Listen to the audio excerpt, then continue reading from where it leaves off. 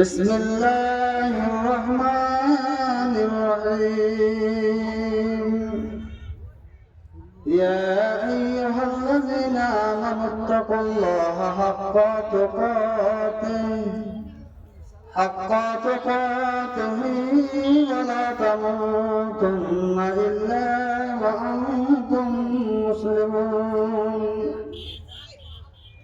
يا أيها الناس اتقوا ربكم الذي خلقكم من نفس واحدة وخلق منها زوجها وبث منهما رجالا كثيرا ونساء واتقوا الله الذي تساءلون به والأرحام إن الله كان عليكم رقيبا يا أيها الذين آمنوا اتقوا الله وقولوا قولا سديدا يصلح لكم أعمالكم ويغفر لكم ذنوبكم ومن يطع الله ورسوله فقد فاز فوزا عظيما أما بعد فإن خير الحديث كتاب الله وخير الهدي هدي محمد صلى الله عليه وسلم وشر الأمور محدثاتها وكل محدثة بدعة وكل بدعة ضلالة وكل ضلالة في النار أعوذ بالله من الشيطان الرجيم يا أيها الذين آمنوا إن جاءكم فاسق بنبأ فتبينوا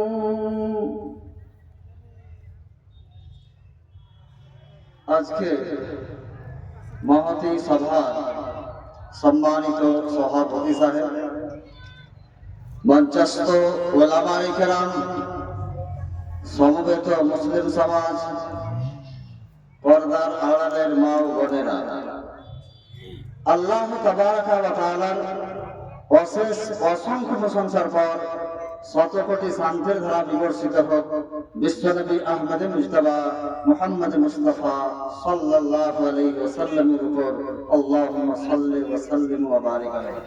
বন্ধুরা আমার, আমি আজকে আপনাদের সামনে কয়েক মিনিটের ভিতরে যে বিষয়ের উপরে কথা বলার ইচ্ছা করেছি সেটা হলো বর্তমান সময়ে সবচাইতে ভাস্ট টপিক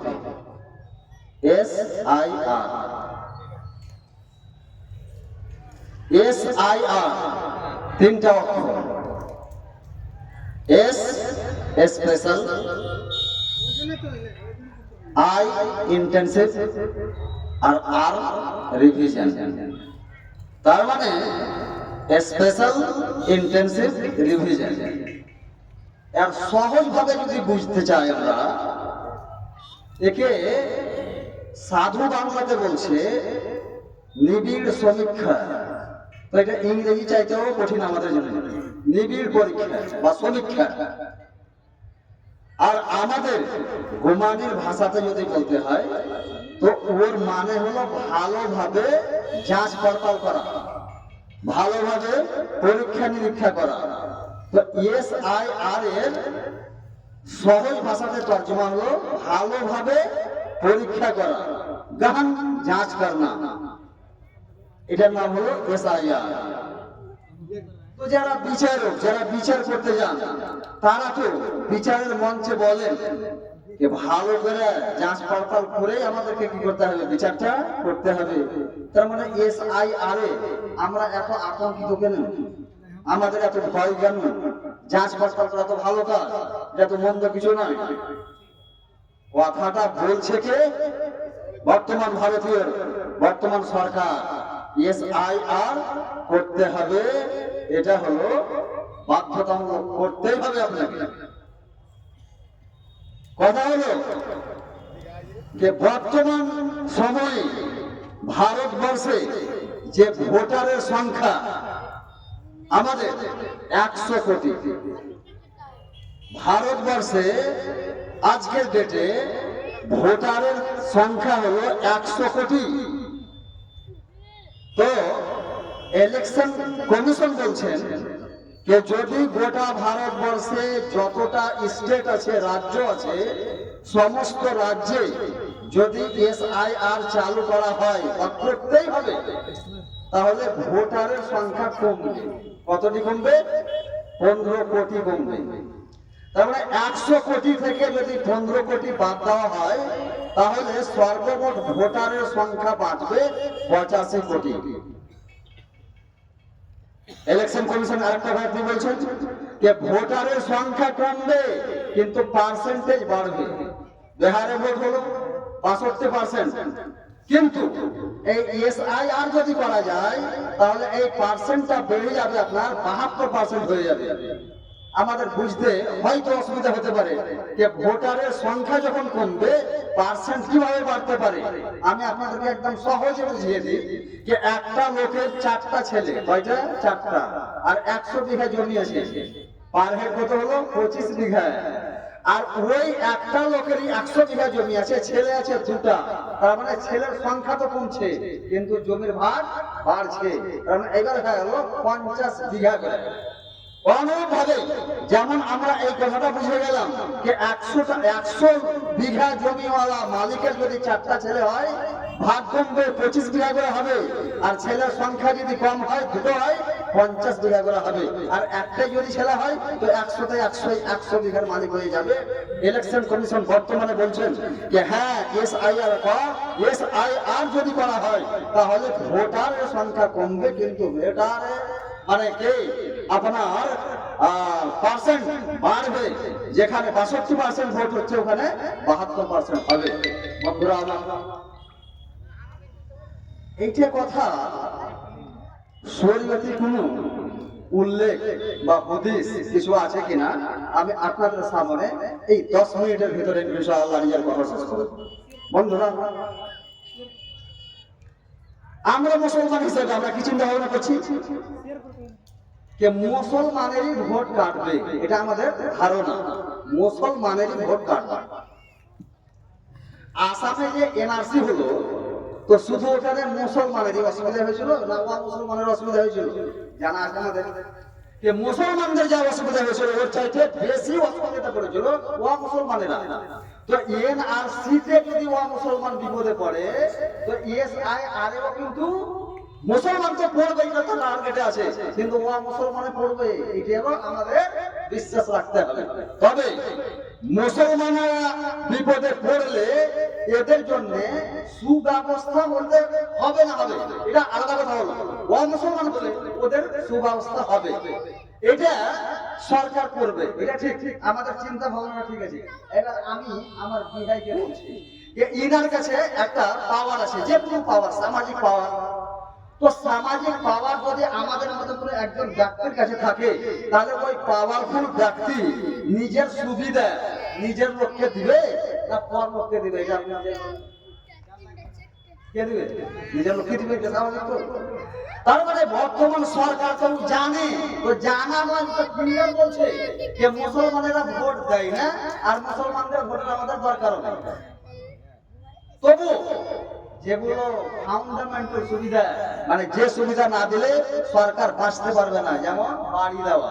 তো বাড়ি যেমন আপনার পাশে মহারাজপুরে একজন মুসলমান ভাইয়ের বাড়ি আছে, তো উনি যদি প্রধানমন্ত্রী আবাস পান তা আপনি মুসলমান, আপনিও তো পান, চাল তো আপনিও পান, পায়খানা তো আপনিও পান। এইগুলো হলো ফান্ডামেন্টাল জিনিস, মানে বুনিয়াদি। আমার আগে পূর্ব বক্তা বলছিলেন যে বুনিয়াদি কিছু জিনিস আছে, তো এইগুলো হলো কি বুনিয়াদি জিনিস। এই বুনিয়াদি জিনিস থেকে আপনাকে বঞ্চিত কোনো মতেই করতে পারবে না, শত চেষ্টা করলেও কিন্তু এই ফান্ডামেন্টাল জিনিস থেকে আপনাকে বঞ্চিত করতে পারবে না। সরকার বলছে যে আপনার জমিতে, আপনার এই ধানের জমি যেখানে বসে আছি আমরা, যখন ধান ছিল থোড় হয়নি আর ওই জমিতে ওই ধান রোপা করা আছে, আর একটা গাছের চারিপাশে জাওয়াইনা গাছ ছিল, কি বলে জাওয়াইনা, ফুরফুরে যাবে না।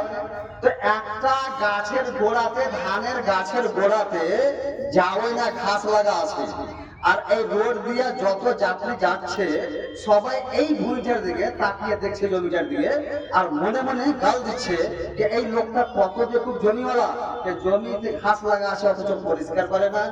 তো এই জমিতে ঘাস লাগিয়ে রাখা, এর জন্য যারা যাত্রী যারা যাচ্ছে আর আপনাকে মনে মনে গাল দিচ্ছে জমিওয়ালাকে, তো গাল দেনেওয়ালার দোষ না জমিওয়ালার দোষ যে জমি পরিষ্কার করেনি? কার দোষ? জমিওয়ালার দোষ। পরিষ্কার কথা। বিজেপি সরকার বলছে যে এই এসআইআর করলে ধানের পাশে যেগুলো আগাছা আছে, আগাছা পরিষ্কার হয়ে যাবে। কথাগুলো ভালো করে বুঝেন, আগাছা পরিষ্কার করা হবে। আর কংগ্রেস সরকার বলছে সংবিধানকে হত্যা করা হয়েছে, মানে সংবিধানে যে একটা মৌলিক অধিকার ছিল ভোট দেওয়ার, তো ভোটের অধিকারকে ছিনিয়ে নিচ্ছে। এটা কে বলছে? কংগ্রেস সরকার বলছে, মানে কংগ্রেস পার্টি। আর তৃণমূল সরকার বলছে, মানে এসআইআর চলছে, ওই জন্য বলছে যে এটা হলো ভয়ঙ্কর সংকট, মানে এর চাইতে বড় বিপদ আর কিছু হয় না। কোরআন মাজিদের কি আযাবুল আলীম, তো জাহান্নামের আযাবকে কি বলা হয়েছে? আযাবে আলীম। তো বলছে যে এটা হলো কি আযাবে আলীম, ভয়ঙ্কর সংকট।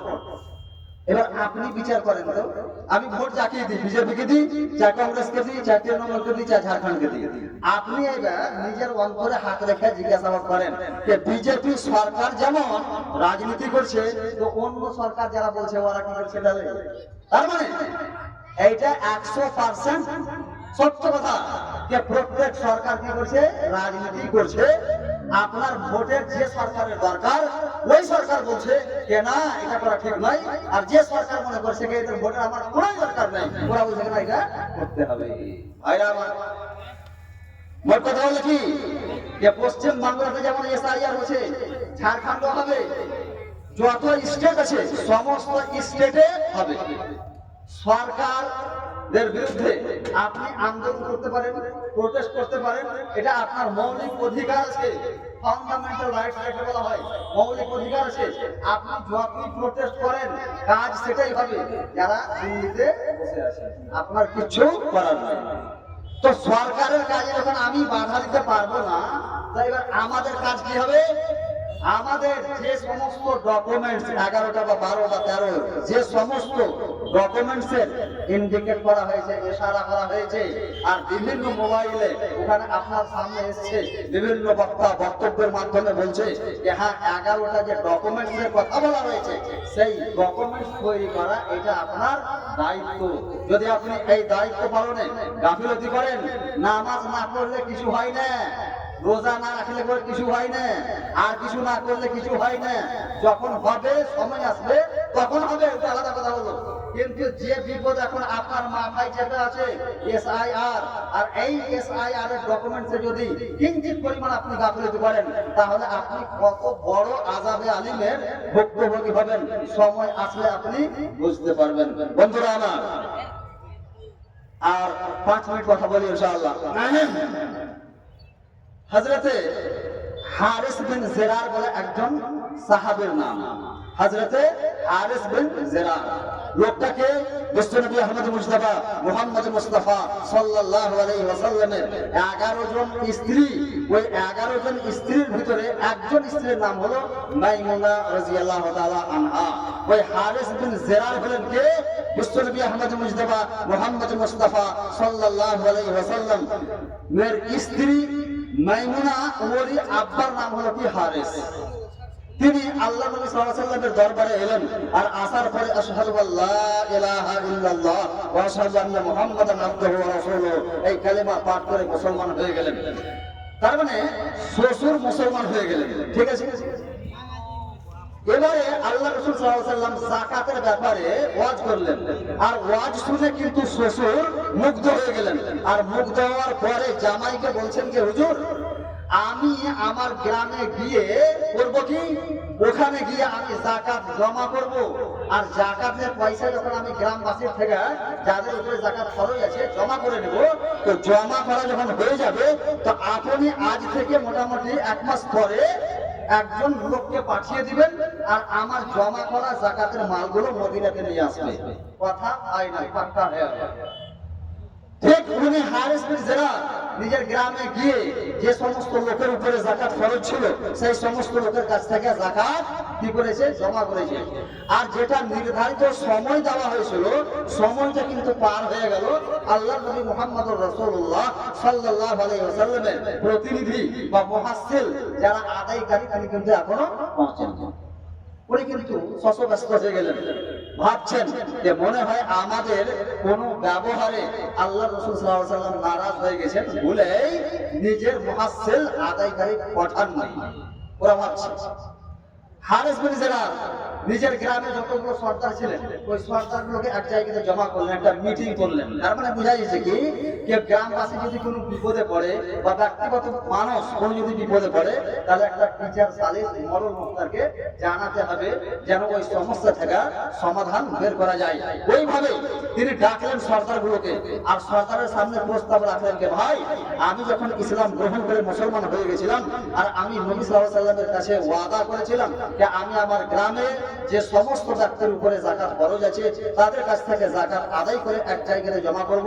আপনি ঠিক কোন সময়ে আপনার মুহাসসিল বা আদায়কারী পাঠিয়ে দিবেন। কিন্তু আমার মনে হচ্ছে যে টাইম পার হয়ে গেছে, এখন পর্যন্ত মুহাসসিল আসেনি। তার মানে আমার মনে হচ্ছে যে আমাদের তরফ থেকে আল্লাহ রাসূল সাল্লাল্লাহু আলাইহি ওয়াসাল্লামের কাছে কোন এমন সংবাদ পৌঁছে গেছে, কোন এমন খবর পৌঁছে গেছে যে খবর শুনে নবী সাল্লাল্লাহু আলাইহি ওয়াসাল্লাম নারাজ হয়ে গেছে। একদিকে এই যে মদিনার কথা হলো কি যে আল্লাহ রাসূল সাল্লাল্লাহু আলাইহি ওয়াসাল্লাম ওয়াদা মোতাবেক নিজের একজন তালেব ইলম ওয়ালিদ বিন উকবা বলে ওকে মুহাসসিল বানিয়ে বা ওকে আদায়কারী বানিয়ে পাঠিয়ে দিয়েছেন।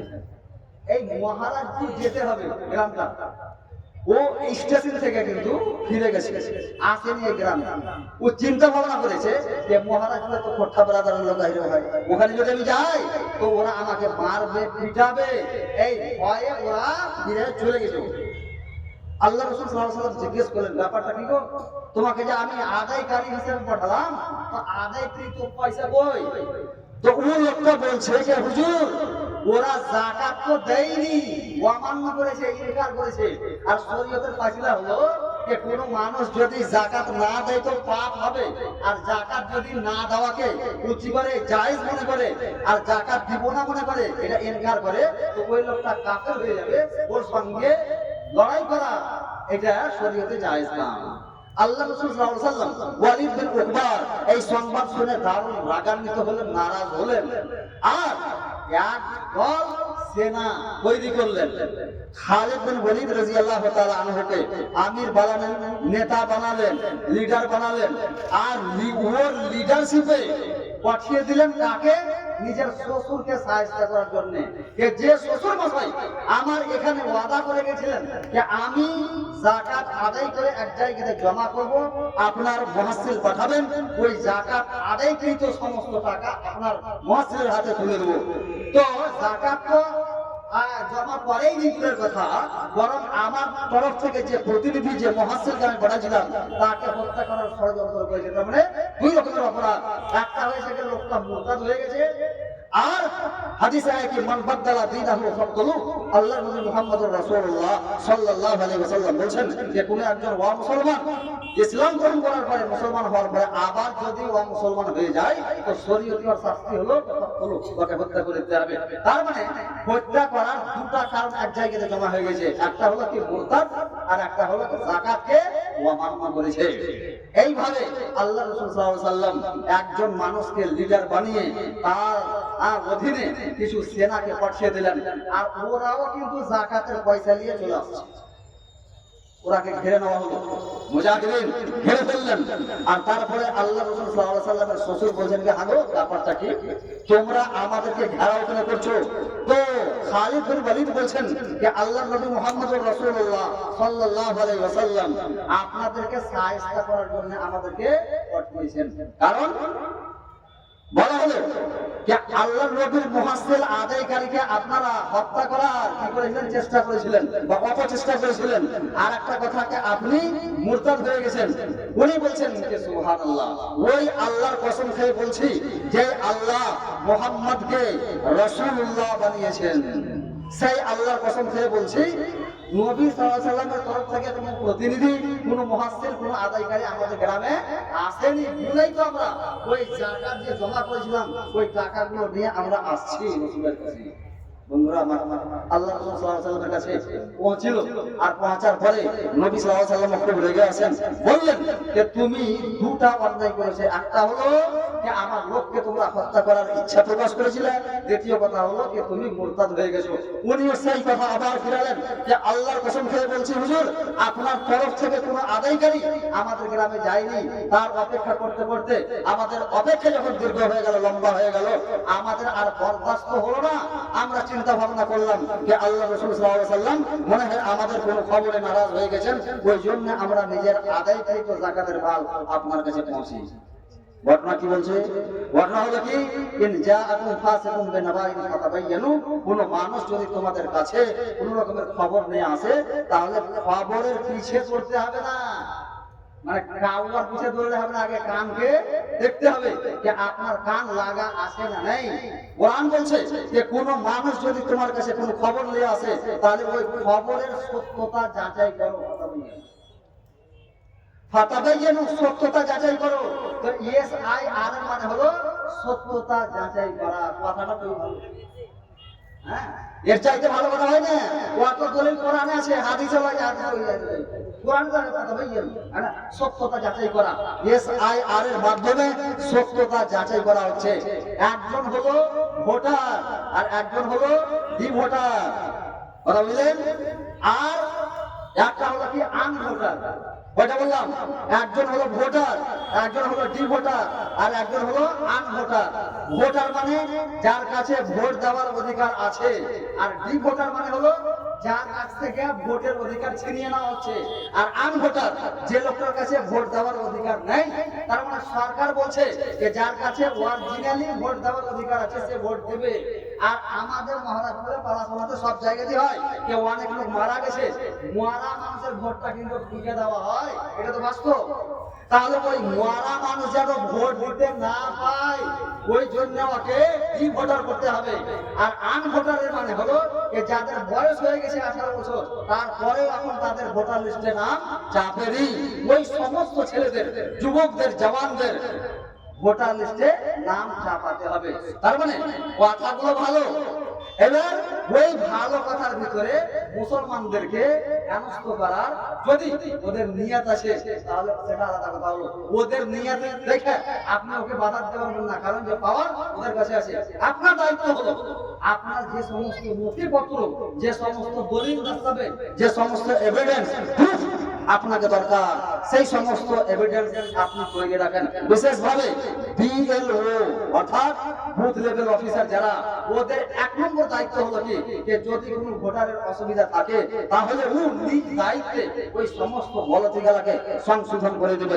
যদি সংশোধন না করে, সেই নিজের দায়িত্ব পালনে না যদি হীনতা দেখায়, দুর্বলতা দেখায়, তাহলে যেই ব্যক্তির ব্যাপারে ভোটার লিস্টে কোনো রকমের কনফ্লিক্ট থাকবে, আপনি 100% সিওর হয়ে যান যে এইখানে আপনার থাকার কোনো রকমের অবকাশ নাই। বন্ধুরা আমার, শুধু BLO নয়, সমাজের যারা সর্দার মডেল আছে তাদেরও, বা সামাজিক যারা ব্যক্তি আছে, সামাজিক ব্যক্তির এটা মোরাল ডিউটি, মানে নৈতিক দায়িত্ব আছে যে ভোটার লিস্টকে আপনি ঠিকঠাক করেন। আর যদি এই দায়িত্ব আপনার গাফিলতি থাকে, তো কসম খোদার বলছি আপনাদের সামনে যে আপনার এখানে থাকার কোনো রকমের অধিকার নেই। যার নাম ভোটার লিস্টে আসবে না, সে কত বড় বিপদে পড়বে সময় এলে বুঝতে পারবেন। আমার সময় শেষ। আজকের জালসা হলো মাদ্রাসা, মাদ্রাসা সংক্রান্ত জালসা। অতএব মাদ্রাসাকে সামনে রেখে আপনাদের কাছে আকুল আবেদন জানাচ্ছি যে আপনাদের নিজের ক্ষমতা অনুযায়ী এই মাদ্রাসাকে সহযোগিতা করবেন। আর এই সহযোগিতার বিনিময় দুনিয়াতে পাবেন আর আখিরাতে পাবেন ইনশাআল্লাহ। এই কথা বলেই আমি নিজের কথা শেষ করছি। আকুলু কাউলি হাযা আস্তাগফিরুল্লাহ লি ওয়া লাকুম ওয়া লিসাইরিল মুসলিমিন ওয়া সাল্লাল্লাহু তাআলা আলা খায়রি খালকি মুহাম্মাদিন ওয়া আলিহি ওয়া সাহবিহি আজমাইন ওয়া আখিরু দাওয়ানা আলহামদুলিল্লাহি রাব্বিল আলামিন। আসসালামু আলাইকুম ওয়া রাহমাতুল্লাহি ওয়া বারাকাতুহু।